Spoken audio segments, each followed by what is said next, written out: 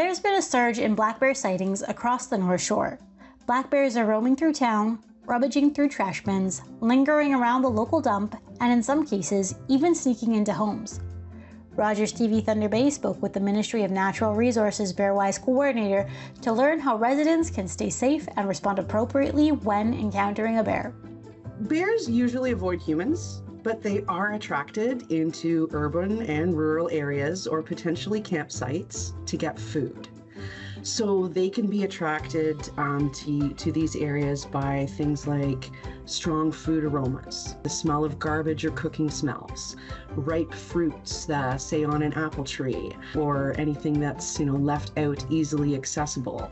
Things like pet food, bird feeders, or if you're camping, that cooler full of hot dogs, hamburgers, and snacks for your camping trip.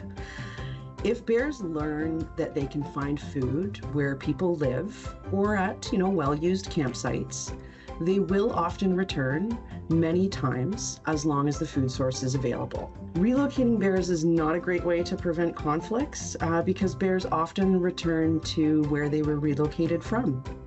And bears will repeatedly return to a known food source.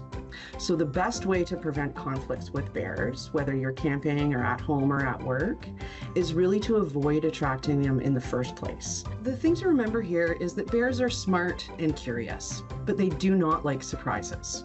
So the best thing that you can do to prevent an encounter is to make lots of noise and alert the bears to your presence so that they can actively avoid you. If you own a dog, it's really important to remember to keep your dog on a leash when you're out in bear country. Unleashed dogs can and have surprised bears and caused a defensive response on dogs and their owners. If you do unexpectedly encounter a bear, the best thing to do is to remain calm and alert the bear to your presence. Quietly clap your hands, "Hey bear," and let the bear know that you're there. And you can slowly back away while keeping the bear in sight and wait for it to leave. You can also clap your hands, start to make noise, maybe throw some objects if the bear is not leaving. A really good thing to have with you when you're recreating in bear country is bear spray. You don't want to do anything like running away, climbing a tree, or swimming, because bears are excellent runners, climbers, and swimmers. You don't want to approach the bear to get a better look, and we never ever want to attempt to feed a bear. We operate the toll-free Bearwise reporting line that people can call to report an issue with a black bear and receive information on how to resolve the issue. We also have a dedicated website to teach people about black bears, how to live, recreate, and work in bear country.